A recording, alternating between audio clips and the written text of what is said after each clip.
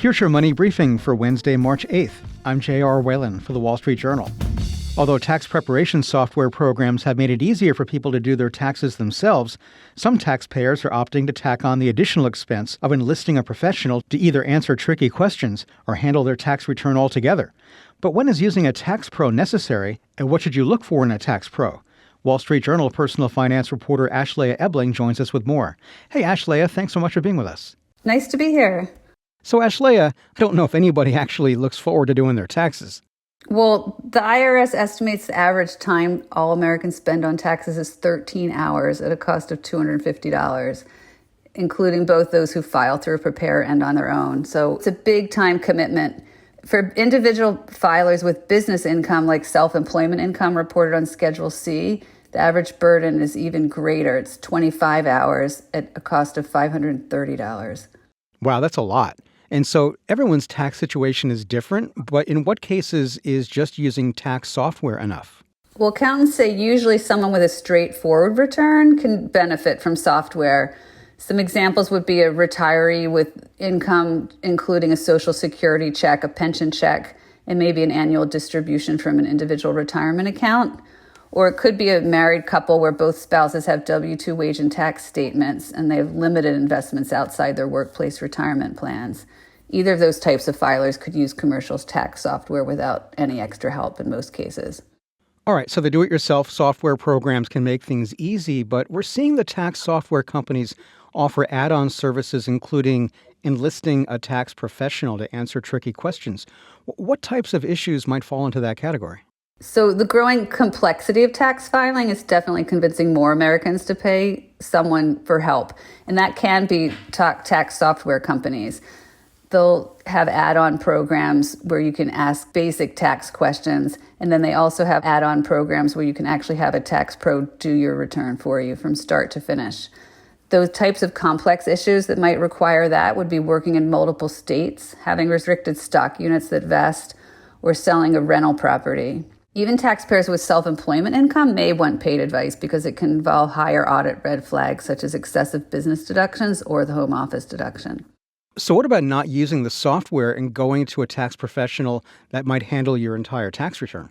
So I talked to one woman who's an expat in Canada. She had done her taxes with commercial software for over a decade with no problem, but then things just got too complex and she picked the services of an old school tax preparer. There are definitely times when that makes sense. They not only help you catch mistakes, but if you've been with them year over year, they get to know you and then they know what questions to ask to really make sure your return's right. You know, Ashlea, whenever somebody does their taxes or if somebody does it for them, there's always a concern, a fear they're going to get an audit letter in the mail. If a tax pro does prepare your taxes, is that person responsible if there are any errors? So if they make an error, they're definitely responsible. If you neglect to give them a tax form, say reporting interest income on a bank account or self-employment income from a side job, that's your mistake. You're the one on the hook. The paid preparer basically is responsible for substantive accuracy of your return, but you're ultimately responsible for the accuracy of every item on it. And the taxpayer has to sign the return.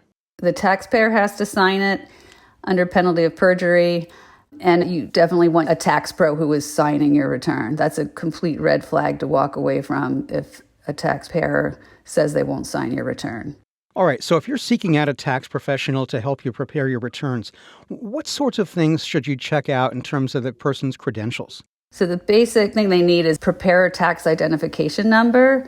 Again, if they don't have a tax identification number, that's another red flag to walk away. That alone doesn't guarantee any level of expertise, though. Over 75% of all return prepare penalties that the IRS issued in calendar year 21 were assessed against non-credentialed preparers. So you want to look for credentials in addition to that tax identification number. And those credentials could be a lawyer, a certified public accountant, or an enrolled agent. They have to pass competency exams, they satisfy continuing education requirements, and they're subject to standards of conduct. Plus, they could represent you before the IRS in the event of an audit or a collections proceeding. Now, how about beyond credentials? What else should people have on their list?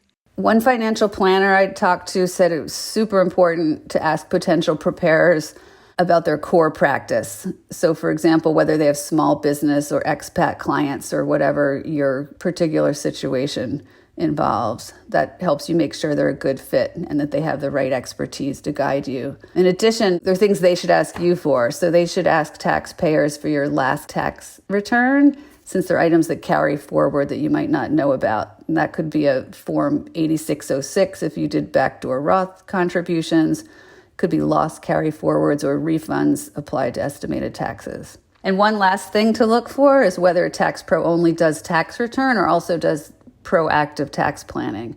What's the difference?